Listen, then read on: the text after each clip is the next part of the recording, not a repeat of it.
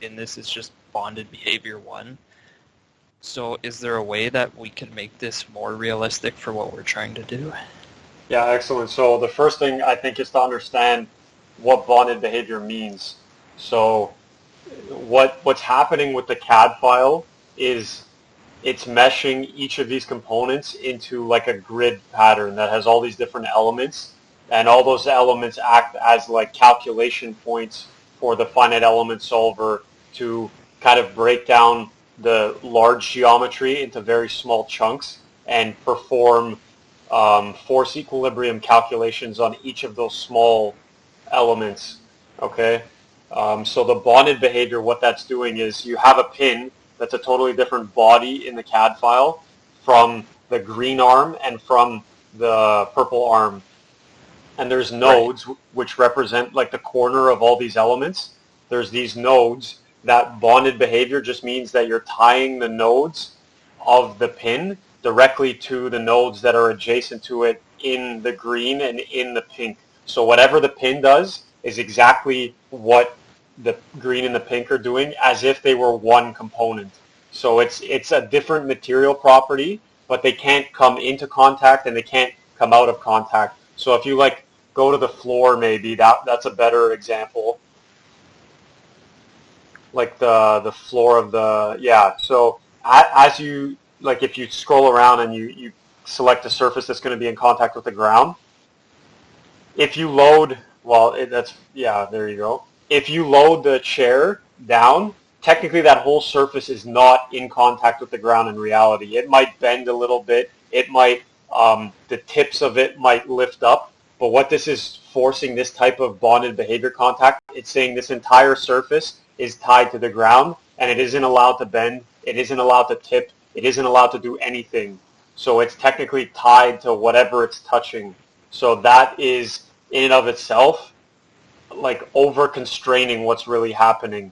So probably the bonded behavior is okay for the pins, because in reality, if you tighten that joint really, really to a high torque level, it's compressing it so hard and keeping it in compression that that structure can't actually separate from itself. So the better question that you should be asking yourself, because the bonded contact or the bonded behavior is what it's setting up by default, because it's the most computationally inexpensive, or it's the most easy to calculate method of contact that the solver can use. It runs the fastest because you don't really have to worry about contact at all. All you're saying is that these surfaces are touching each other and they can never pull apart. So it really isn't contact, it's as if it was welded together. Does that make more sense? Yeah. So you're taking separate bodies that have different material properties and welding them together. Okay, yeah, that makes sense. So the better question you should be asking yourself is that really valid for every single contact condition out of the 60 faces or whatever that you had, or 60 contact definitions that you had? I can immediately say that where the ground is touching the bottom of the chair, definitely that is not realistic. That isn't welded to the ground. It can bend, it can pick itself up, it can kind of curve and do weird things. So for sure, if you're going to define contact there, I don't know if you've done that in the model. You might have just arbitrary constraints. Like I don't see a ground surface, so most likely there's no contact there. But if we zoom in on the pin that was lighting up in fatigue, there was like the pin towards the seat, I think. There was another pin. So this pin I think is okay to have contact, the bonded behavior contact, okay. But that other pin there, that might not be that reasonable, because of the fact that, the screws in that joint might not be holding it as secure.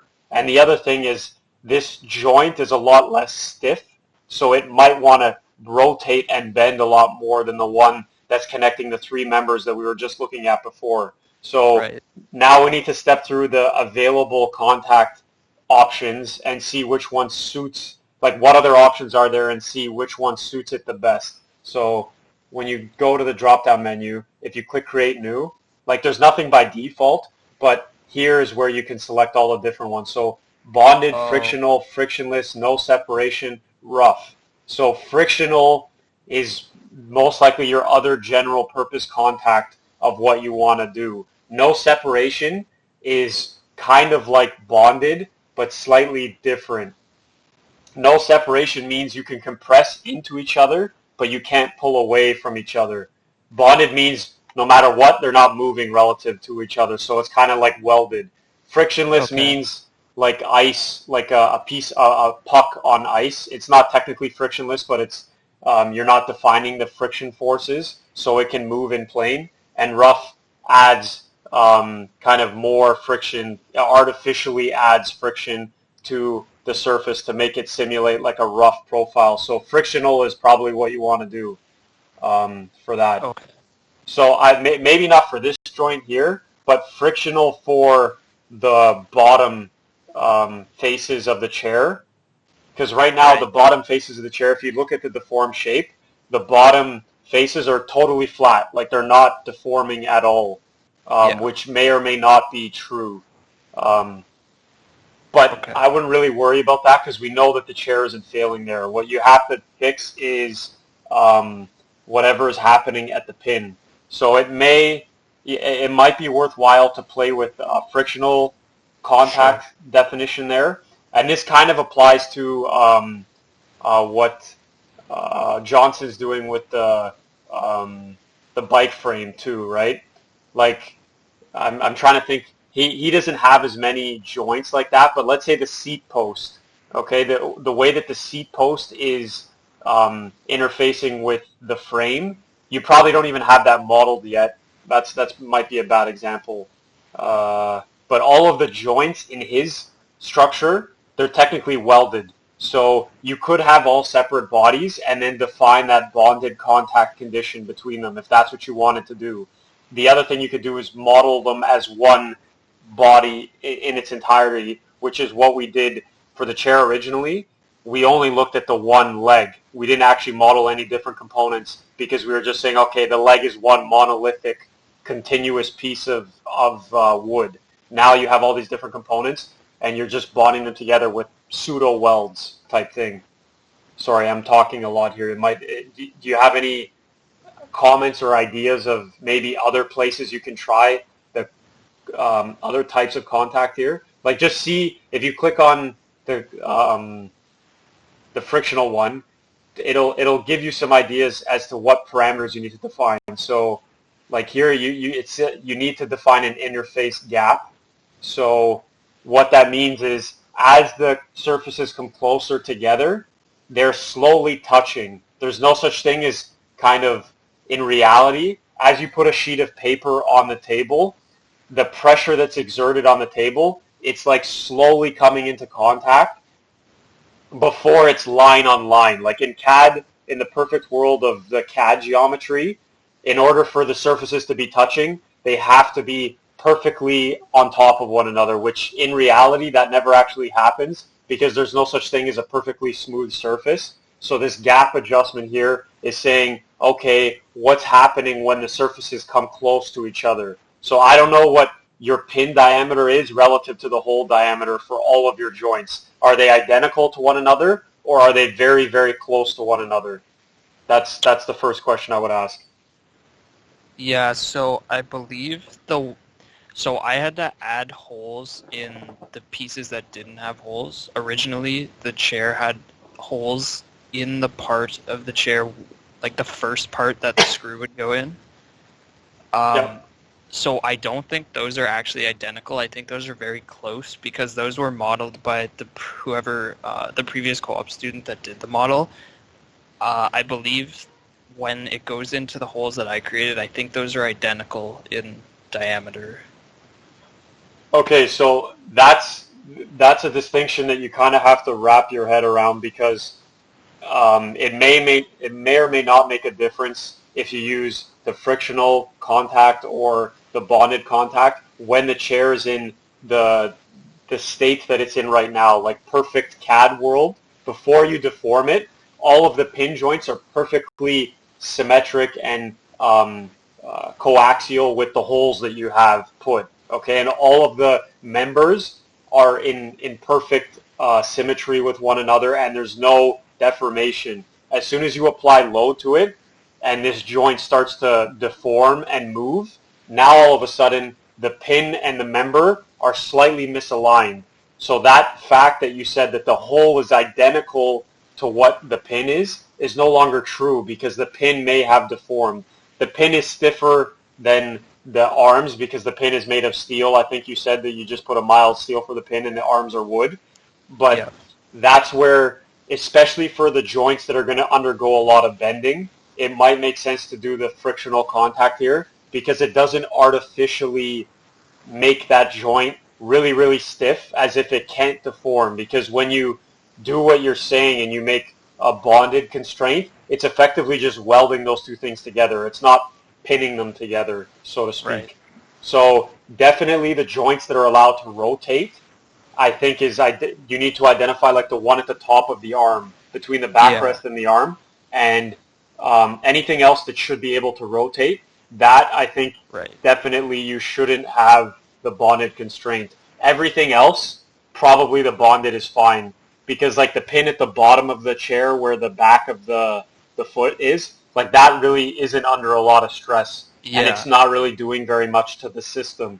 Just like the pins at the top of the backrest, the cross pieces that link the backrest at the very top, those aren't doing very much, if anything, as well. So you can leave all of the stuff that doesn't matter as bonded, and then just select the very few pins that you think need to have something different. And I can't even tell you what the right thing is to do. It really depends on, like, it depends on how much detail you want to go into this here. But I would play with two different contact definitions and see what the influence on the result is. See how the stresses respond to changing the contact there. Because you might get no bending in the pin or no rotation between the green and the purple member, where in reality, if you sit on the chair, you'll notice that there is a small amount of rotation as you sit on the chair because that pin is sliding and actually rotating, where the other ones are totally not moving at all. So what that will do, if you stop that from rotating, it's going to react all of that stress. It's going to react all of that displacement as kind of stress that you're trapping within the material there. Instead of allowing itself to rotate, you're just trapping it as stress. So that gives you a better idea of what's happening there. Yeah, and the stress that I'm seeing will probably help me select which ones need to be changed because, like, for example, I saw a lot of stresses around these bolts that we're talking about, as well as these ones at the top of the chair, whereas the stress in the wood around this bolt was pretty much non-existent.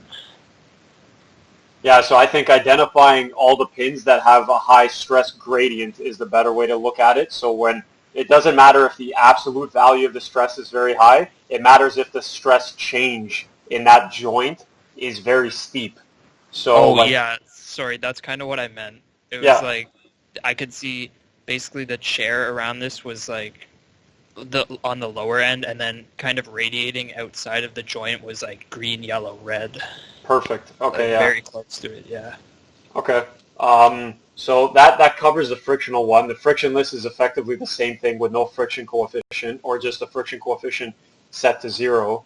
But the other thing that you could probably do, and you can set up templates for this within the software, and then whenever you go through all the joints, you just select the one that you've set up, and it's going to automatically assign it. But let's see what no separation does. That one I'm not super familiar with.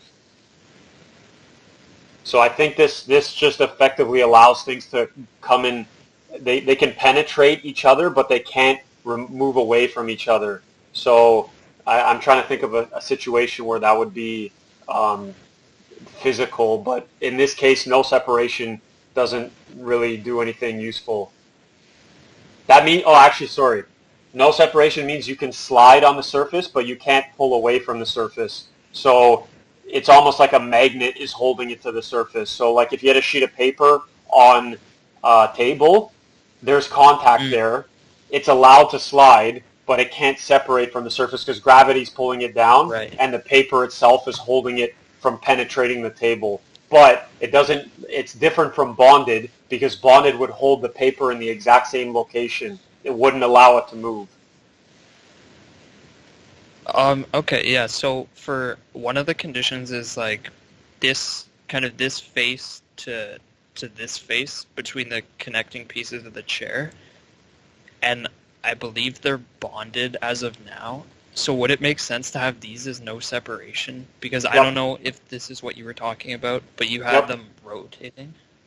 Yeah, exactly. The no separation would prevent those surfaces from developing displacement relative to their normal's direction. So I know this goes into linear algebra that probably both of you want to forget, but if you think about like the surface that you have your cursor over right now, that has a normal Right. direction that's kind of out of the page. Okay, so it's Yeah. looking at the normal direction of that surface, and it's saying if I have a surface that it's adjacent to it, I'm allowing those normal directions to move in plane, but they cannot move out of plane relative to one another. So what happens when you kind of apply that ideology to a cylindrical surface? It's the same thing. So locally, that cylinder has another cylinder that's around it that they have to stay concentric to one another, but they're allowed to rotate. So I think that will accomplish what you want. And a good way to do it, like try that contact definition, and I would definitely just select two joints at a time, like the left and the right. Just do one particular joint type, change it to no separation, and run the simulation again and see what changes. That's a good idea to Okay. think about it. But I would do the left and the right. Like, there's no point in just doing one side, just because otherwise you're going to get an asymmetric stress response, and your results will kind of look weird. But yeah, pick one at a time. And well, the first thing is to look at the joints that you think require more attention. Like you said, the ones that have the high stress gradient, and then look at those in more detail by playing around with the contact definitions. But yeah, Okay. honestly, this is a really high level of detail that I wouldn't even expect. The students won't go to this level of detail, but to get a working model Right. that gives you a reasonable fatigue prediction, that's the thing. Our minimum life is in an area that we know that the minimum life isn't there. So if we Yeah. change the contact, it'll suppress that premature failure that we're seeing, and it'll make it more correct. So we might have the minimum life where like your cursor's pointed right now, which makes a lot more sense. Yeah. Um. Yeah. I've been playing around with setting the limits to the results, to especially with the scale, to the kind of into the bounds where the forces would be here, and I've been seeing better results for fatigue life with like different materials. That's perfect. Okay. Yeah, so what happens is if you have a really, really stiff joint, like we were saying before, because of that bonded connection that you just applied or ANSYS applied by default to everything, when something wants to bend a lot, like at the pins that are very short where the minimum fatigue life is, but you're stopping it from bending because you're welding it together, it's just gonna that rotation and bending that would have happened is just gonna turn into a high amount of stress, Right. and that high amount of stress is going to correspond to a very low fatigue life. So what you're doing effectively is saying, I'm going to filter out all of the areas that have a really, really artificially high stress. I'm just going to force them to be 300 megapascals or lower, or whatever number you came up with, and you're just capping it at something. And because of that, the fatigue life will improve because those areas that had a really, really high stress are no longer have it anymore. Yeah. I mean, before we kind of move on to Right. Johnson, is there any Yeah. other? One thing you touched on the specifying the interface between like something like this that would be on the ground and the ground.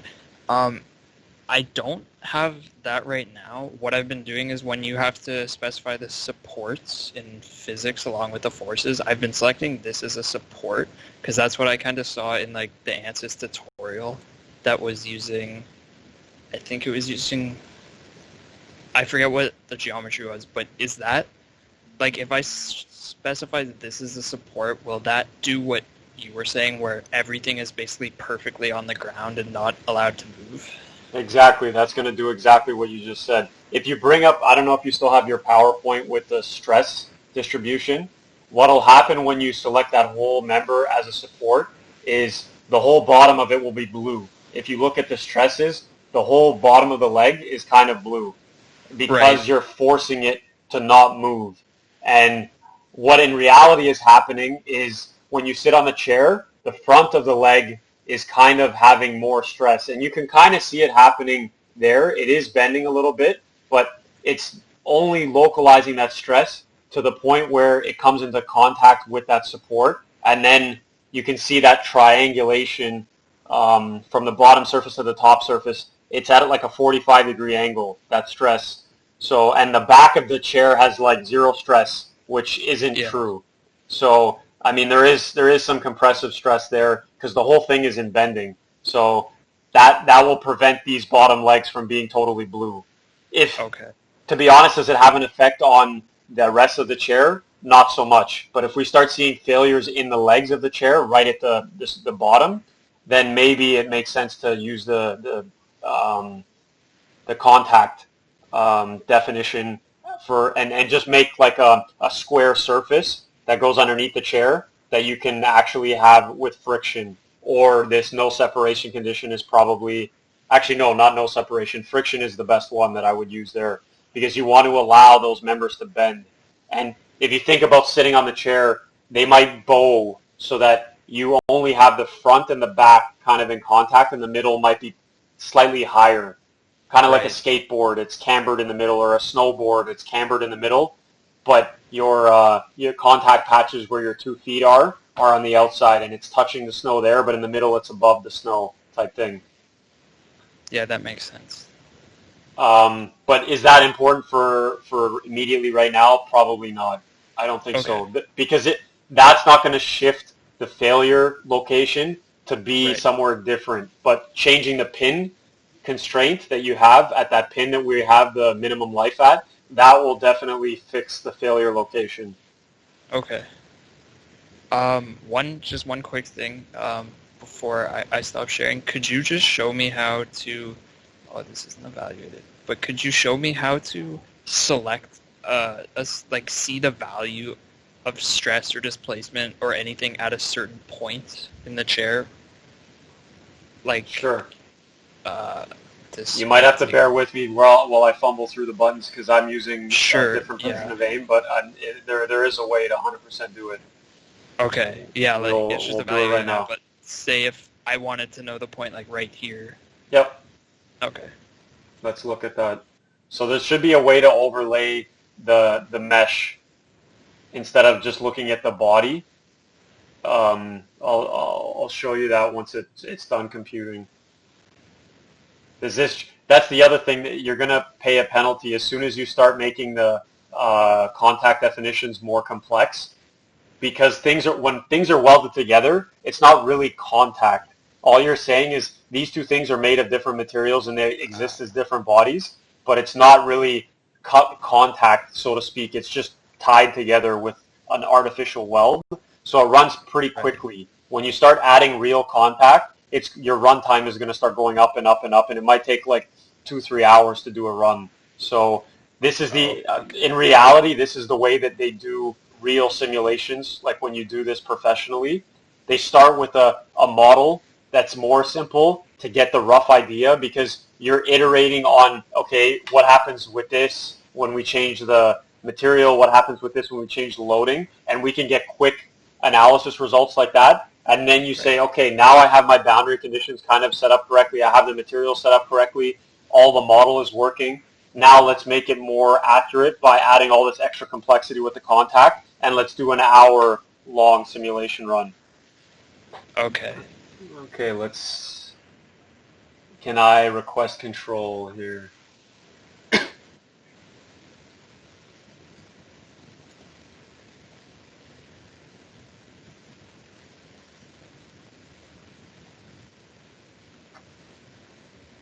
Okay, so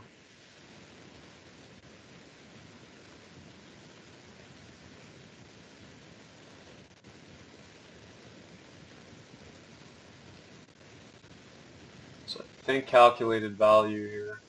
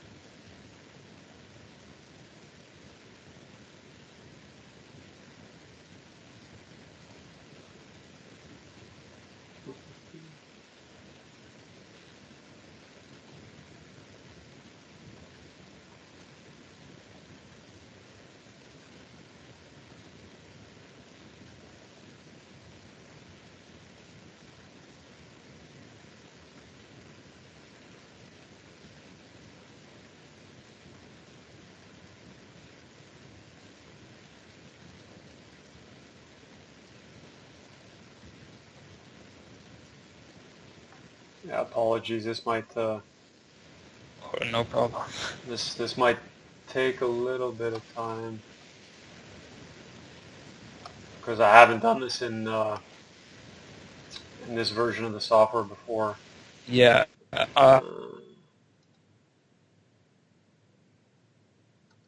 You still there? Message me or something how to do it, but I was just wondering because when I was using the student version, which is like 2020, all it was is I just click on it and drag out, and it was like, okay, here's the force at that specific point. So I don't know if it's even available in this older version. It should be. Let's go.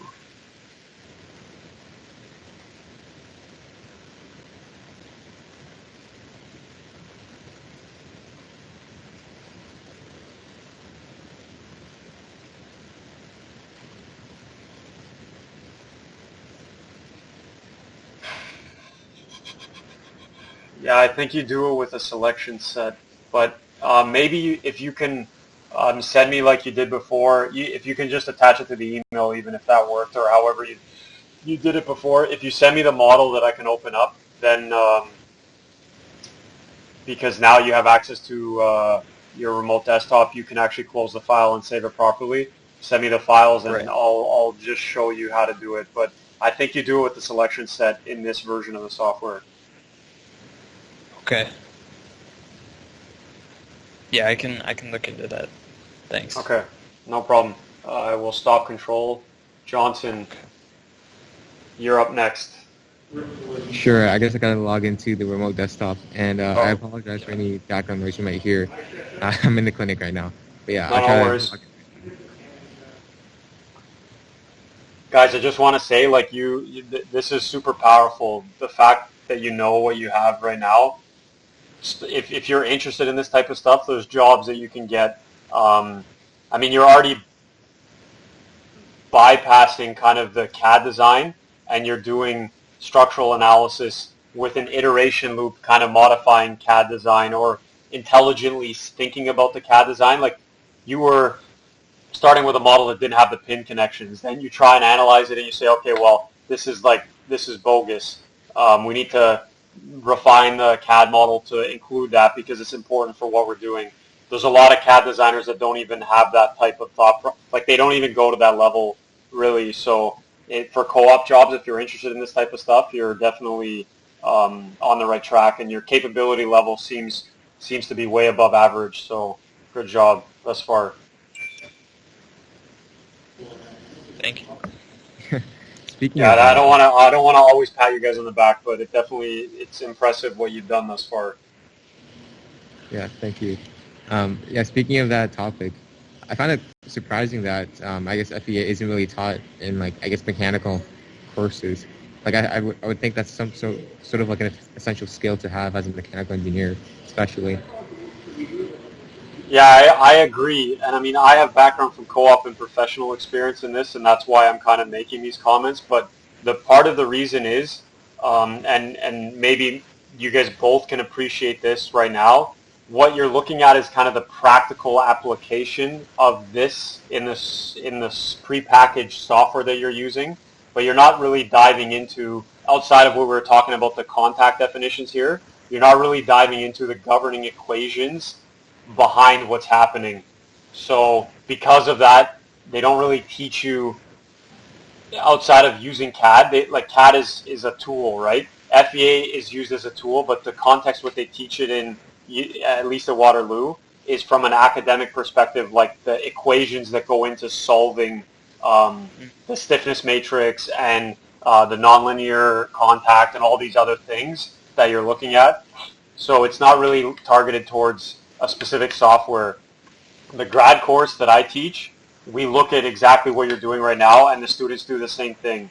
But it's targeted towards a different type of thing. So like you're learning stuff that, and you already know more than most of the students that I teach that have no experience in this in ME 780, which is like an upper year grad course. So that gives you kind of a long-winded answer. You have to wait till fourth year tech elective to learn about this, but even then, you're not going to learn it to the degree that you know it already. You're going to learn more like fundamental the equations that drive the FEA. So,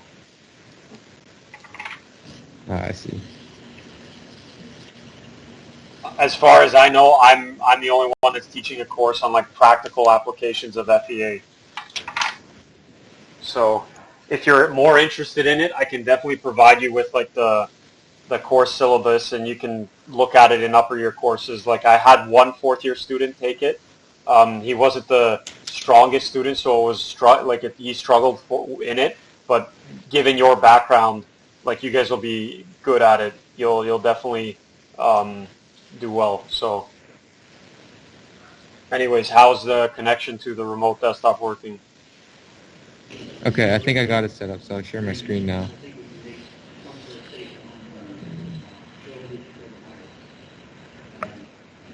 Okay, can you guys see my screen? Yep. Yep. You get the answers opened up?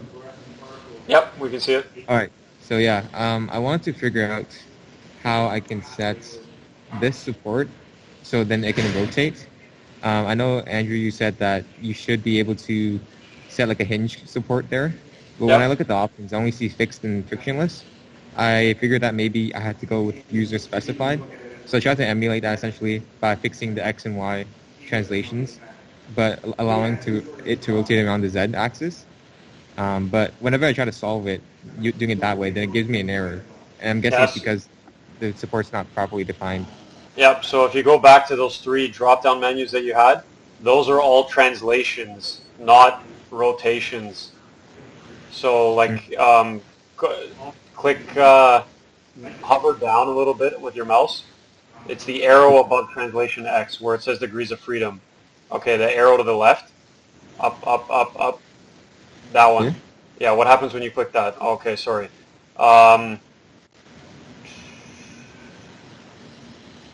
Yeah, change the reference frame where it says reference frame. This? No, okay, that's not a... Go to next step. Okay. Yeah, I think the problem is you're using a general support. So, yeah, see what structural conditions are. So instead of using support, try using something else, because a support is just like a simple support. You can't do anything there. So okay, so I guess add. like if I... So what you want is moment. Moment. Gotcha. Try moment. So I'm guessing here now I could just click on this at that location. What would I Enter zero. Okay. And it's going to be 001, meaning it's about the z-axis.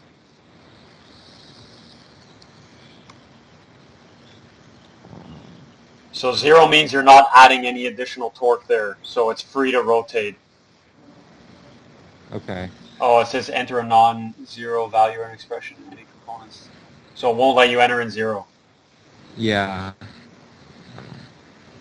So magnitude, Do We're like moving back. something Okay. very, very low. Yeah, or what happens when you do 0? 0 did not work. Okay, But do like 1 0. worked. 0.1. 1 newton meter is a lot. Okay. So this is a workaround. It's not totally correct because you're going to be adding some small amount of torque there, but that torque represents like friction in the joint. You know what I mean? Yeah. So in Because that case, I guess delete this, right? yeah, delete the support. So see if it runs now. Okay. And then we rinse off the inside of that bubble and then test for that. Is that something that you think would be useful? It looks like it's working. I mean, this is part of learning, like playing around with the constraints. And no, I guess not. What Oh, does it never say? mind. I spoke too soon. There is at least one small equation, solver pivot term. Okay, so insufficiently constrained is the important word there. So Yeah. go back to structural conditions. The moment isn't what you want there. So get rid of that. You can delete it. Click add. And now do displacement. See what happens here. Yeah, okay, so see how this says translation, translation, translation, rotation, rotation, rotation? So there's 6 degrees of freedom here. So you want to constrain, click the surface that you have hovered over. You want to constrain X, Y, and Z to be 0, but you want to allow all the rotation, or you can even get rid of X, Y, and Z, X and Y rotation and only allow Z if you want. I don't know if you can do that. Yeah, I'm not sure if I can fix it because Okay, so try running it like this. Okay. This will be more correct.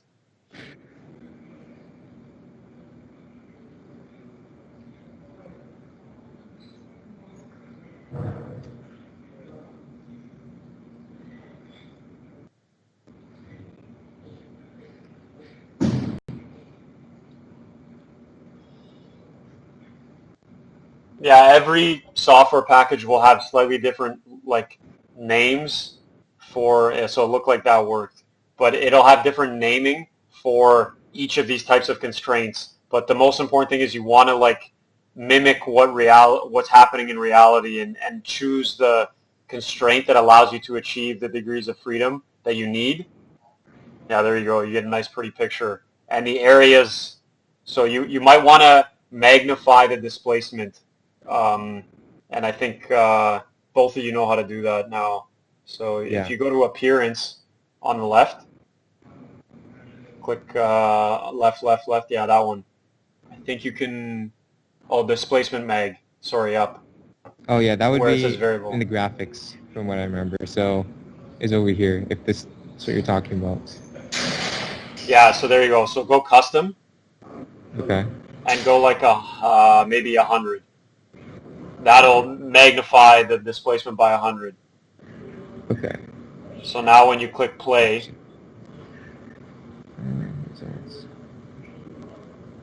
now you can see it actually rotated correctly, and you can see the whole thing doing what it's pretty much trying to do. Okay.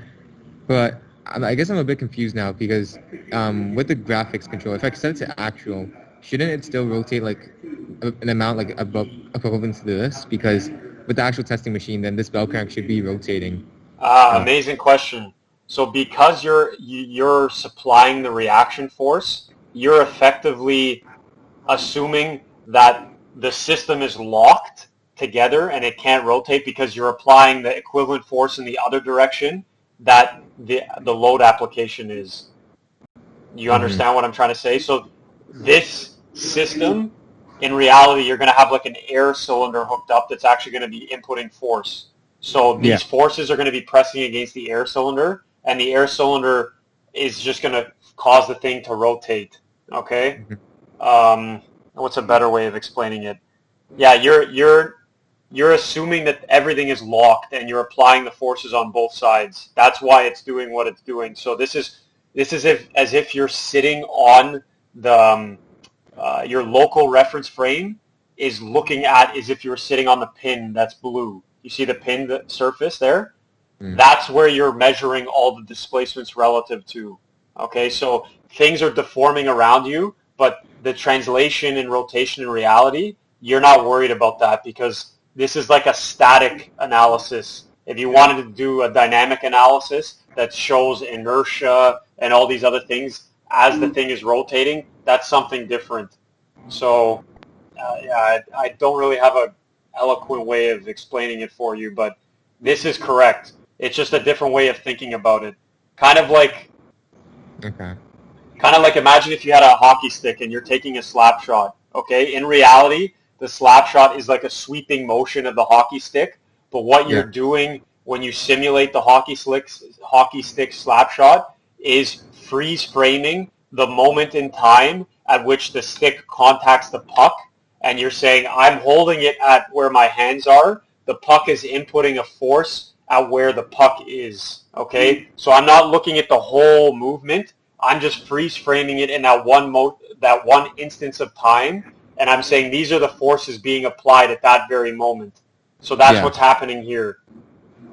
Okay, that makes sense. So you're essentially saying like, even like in Ansys, we can't do dynamic simulations, but by modeling as a static simulation, we're essentially taking like one moment in time, and that is sufficient enough for our purposes. Correct. And you can do dynamic simulations, but if you go back to simulation process or the study, like those buttons at the top, I think in one of those areas you've selected the type of mechanical simulation, like maybe it's back like all the way in the home page where it says like thermal here. Okay, so simulation process templates, go back. So there you go. Yeah. Calculation type, static. That's what you've selected there. And the reason for that is because you're doing a freeze frame in time. Modal is something different. That's for vibration analysis. But if you go back, instead of using the structural template, there might be something else here.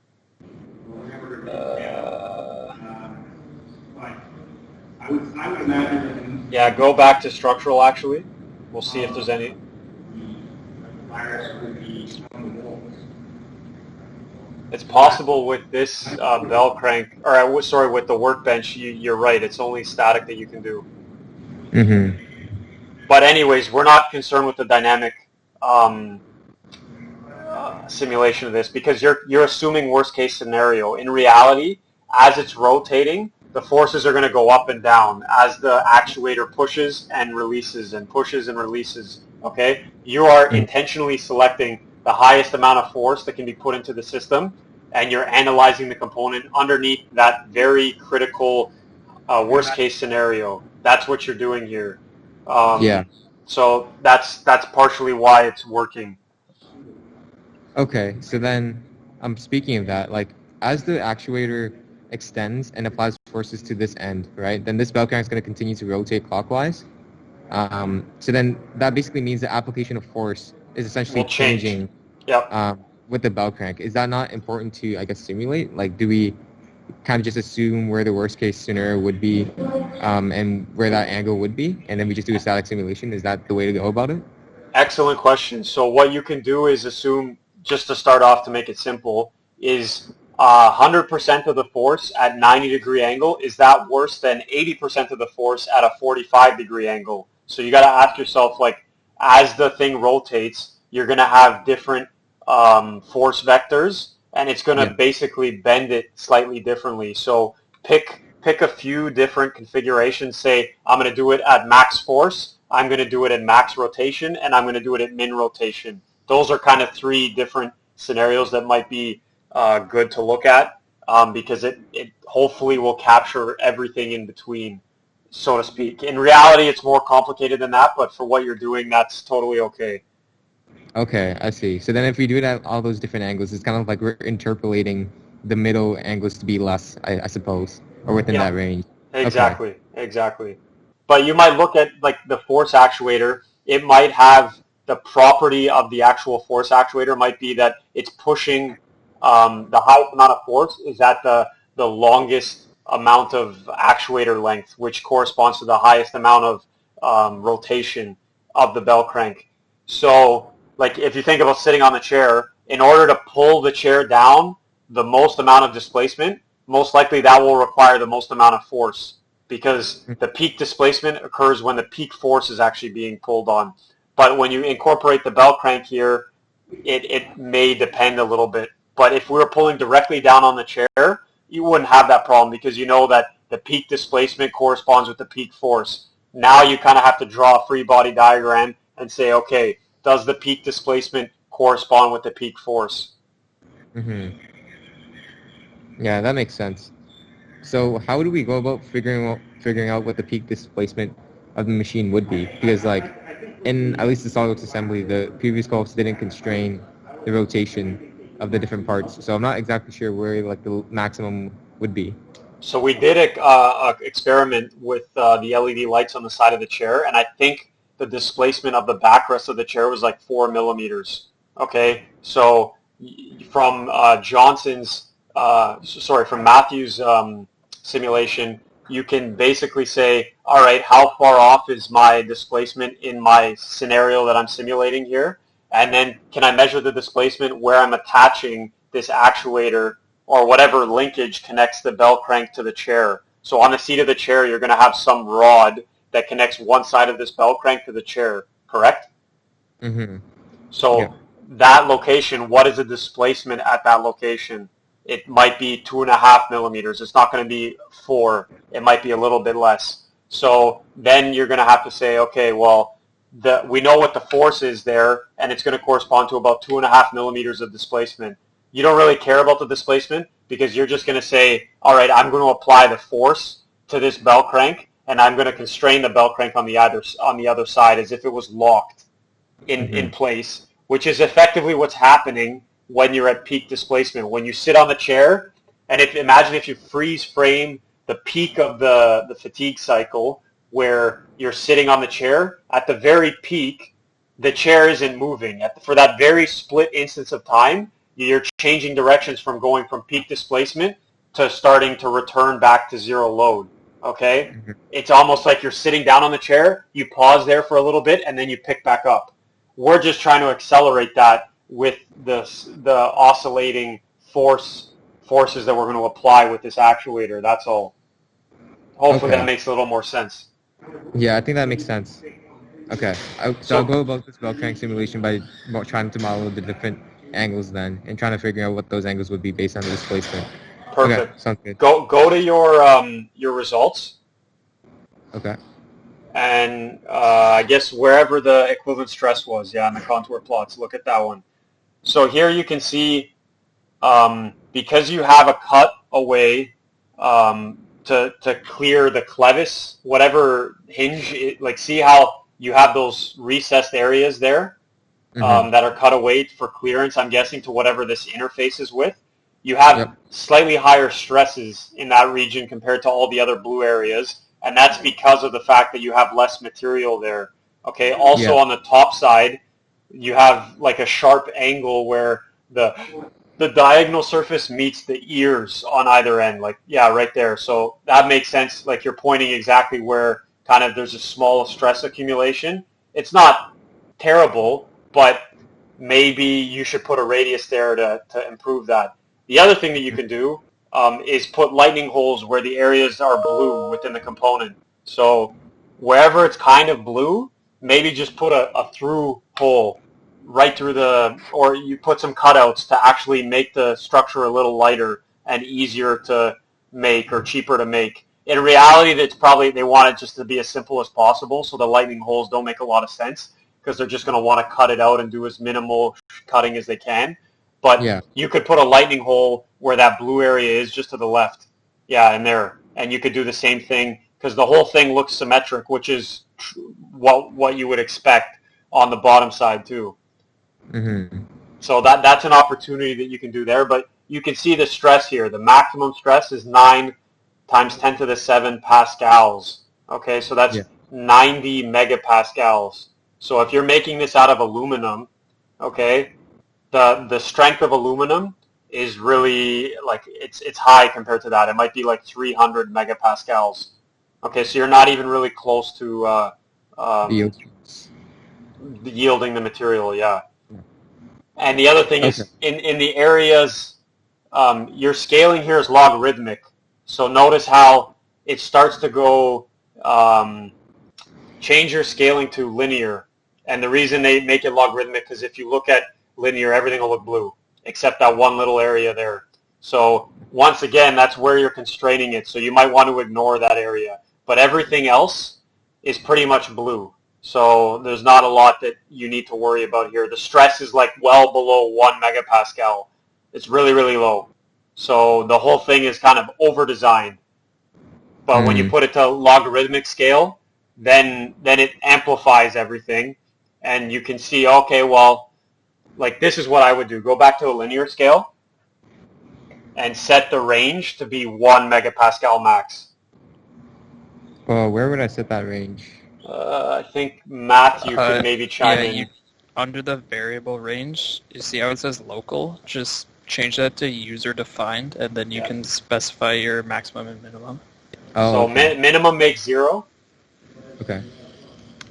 And then max make 1 e to the 6. E6, that's it, yeah. Okay, so that shows you all the areas that are above that. Okay? Make it higher, make it 3 e to the 6. So once it goes transparent, that means the stress is higher than 1 e to the 6. So 3 e to the 6, which is 3 megapascals, you can see that pretty much everything is below it, except for those areas that you can tell need a little bit of improvement. Oh, okay. So pretty cool, eh? So the places that are higher than this. Higher, right? Yep. Okay. So you can get rid of the clip to range thing, that little checkbox. That means it's clipping everything that's higher. So now it's just showing it as red. When it goes totally red, it means you're higher than 3 e to the 6. So in reality, what you would probably set this to is to whatever threshold of strength the material is. So if you wanted to make this out of wood, you're kind of approaching where it would break, because wood has a material strength of like 4 or 5 megapascals, depending on the wood that you select. So we're already pretty close to making this work with wood, but obviously if you use aluminum or steel, it's going to be a lot stronger. Mm-hmm. Okay. Yeah, so I guess in that case... The same thing applies to you, Matt. If you want to process your results and analyze them like this is a good way to do it. The logarithmic thing, the visualization, isn't terribly useful. The better, I think you kind of already mentioned that you were setting these intentionally to make the maximum range kind of more indicative. You guys originally were using the logarithmic scale, but linear is a lot easier to interpret the results, in my opinion. Yeah, I started with logarithmic because my linear was originally blue, and I didn't know how to set the bounds, but I've kind of moved away from that and just using linear now. It's a lot easier to visualize the individual stresses when you are setting these bounds, so yeah. Okay, yeah, I didn't really ask you guys for permission, but I recorded this whole session here, so I'll have the video of us walking through this stuff. I know you remember it now, but in 3 weeks or 4 months or 5 years, whenever you want to revisit this type of stuff, if you can't remember, I mean, at least this video will somewhat help you, because we did talk about a few things, but it's useful, so I'll share it with you guys once I export it. But if you have any other questions, I'd be happy to help. Maybe if we can make it a more regular thing, just to, I know we have the weekly meetings with Sanjeev and Chris in the group, but maybe regarding the stress analysis part of this and more detailed discussions on the analysis procedures in general, it's probably outside of the scope of what we're talking about in that. So if you have more appetite to talk about that, we can definitely meet like weekly or bi-weekly or whatever. If you guys are okay with just messaging on Teams and getting feedback like that, I'm okay with that too. Whatever works best for you guys. Sure, I think that sounds pretty good. I'm not sure like how much further along this chair project would really go along, where we would need weekly or bi-weekly meetings, but I think it would definitely be a great way to dive deeper into this FEA, because that's not necessarily something we can do during the weekly meetings we have set up currently. Exactly. Yeah.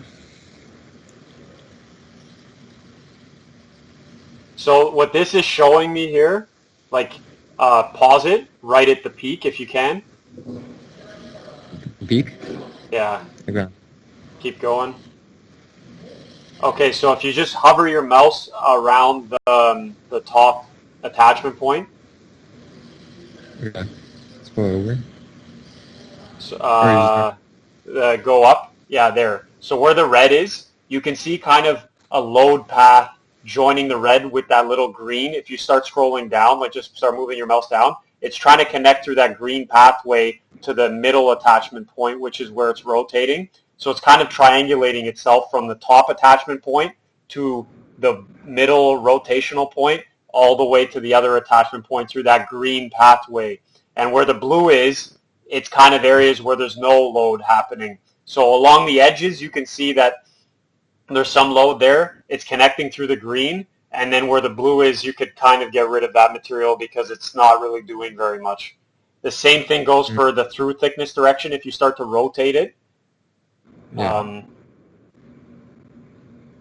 like start rotating it, yeah, like that. So you can see that this cutout that you have at the top, you could probably make it a little bit deeper or even add a radius to it or something just to make it less abrupt if you want. That could be something, yeah, just to make it look nicer, but it also will have benefits in terms of structural. It'll reduce the math, but it'll actually give you a little better structural performance because you don't have that really aggressive corner that will concentrate stress like you do in some of these other corners that you have.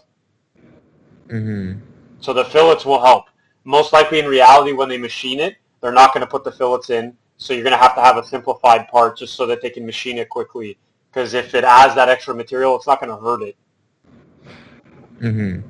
But in reality, like the real engineering thing is not to get this to work. It's to get it to work, but kind of mass optimize it, which will effectively reduce the weight and hopefully reduce the cost. If you had to produce like thousands of these parts, reducing the weight will have a benefit of reducing the cost as well, because you probably won't machine it if you're going to make 1,000 of these, because you're just wasting all of those chips worth of material that you're machining away. You might cast it and use that material process to do it. So that hopefully gives you some more background.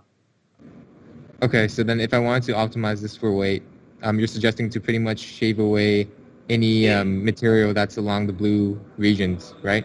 Yep. Okay. And you said that fillets wouldn't really work or like help over They here? would help. Yep, Oh, for okay. sure. Yep. There you go. That makes sense. So is that something that I should do? Like I know for our purpose, it's not really like big concern, but what do you think?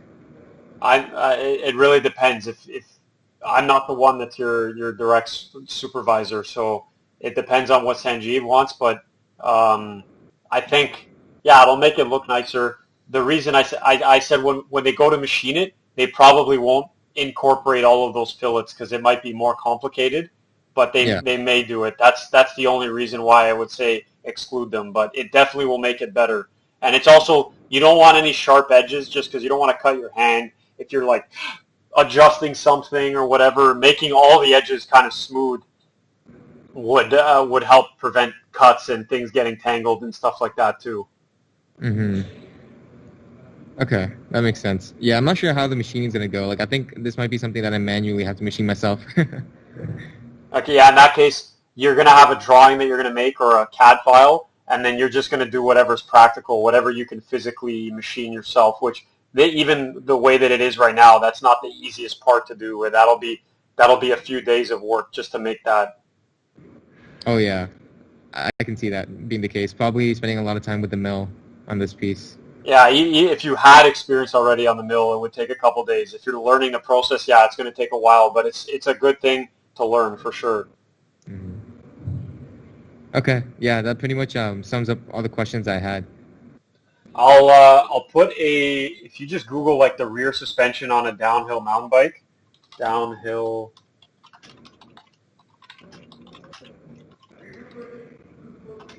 and you look up the bell crank for that, it gives you kind of a mass optimized version of it. Okay, I'm gonna show. So rear suspension on a downhill mountain bike? Yeah, I'll find something right now that looks at it. I'll put it in the chat. I think you can just copy paste, maybe not.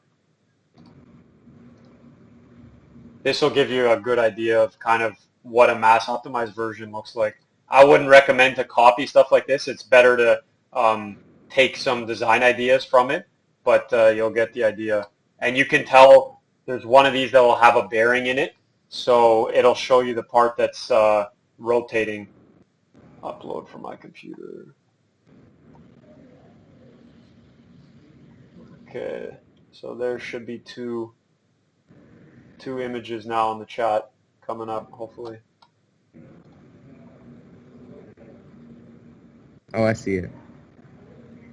So that kind of shows you exactly what we were discussing about the triangulation between the points that you're applying and constraining loads. And then the second one shows like how you can create a pocket inside of the structure to reduce mass. Like obviously on a mountain bike, it's important because if you start pedaling uphill, you have to carry all that mass with you. But in the structure that you're making right now, not super important. I'll show you another one that's like really, really mass optimized.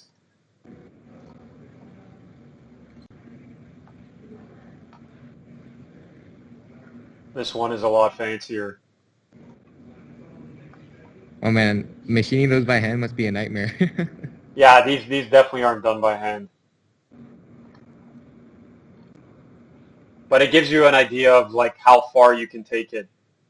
Oh, wow. Yeah, I see. That's really cool. Yep. Yeah, I just want to say again, great work, guys. You're definitely doing things correctly, and you're asking the right questions, and you're pausing at the points. It's easy in analysis to like continue to bang your head against the wall when it doesn't run, and you just start changing things to get it to compute and run properly without any errors. And then you're not really like questioning why you're doing it. You're just doing it just to get it to run. And then the end result, it's like garbage in, garbage out. If you give it garbage data and garbage constraints, it's going to give you a pretty picture, but it's not going to be meaningful.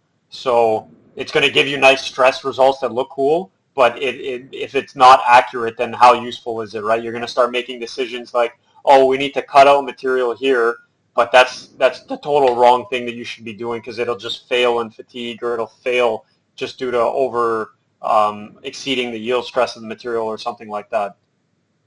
Right. Okay. Yeah. Thank you so much for your help, Andrew. That was You're really welcome. helpful. Yeah, that was a lot of help. Thank you. You're welcome. Like I said, I wouldn't have invested the time in taking the call with you guys if I didn't think you were would benefit from it, and you're definitely even some of my grad students, I don't talk at this level with them because it's hard for everyone to grasp it. You guys have experience already with this, so it's good. Anyways, if you have any more questions, just chat in the Teams chat. We can definitely look at them. Okay. Yeah, sure. All right. Thank you. Cool. Thanks, guys. Thank you. All right. Take care.